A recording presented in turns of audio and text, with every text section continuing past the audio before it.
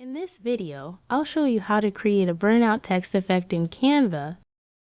Open Canva and create a new project. Go to the Elements tab and search for burn paper. Switch to the Videos category. Find the burning paper HD video and click to add it to your page.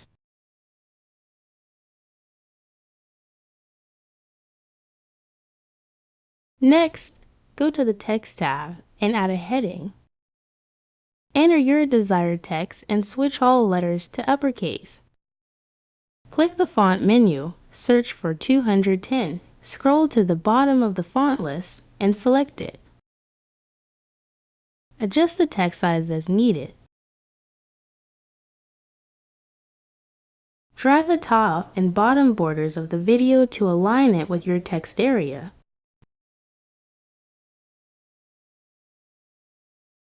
Click the background layer and change its color to match the blue tone from the video.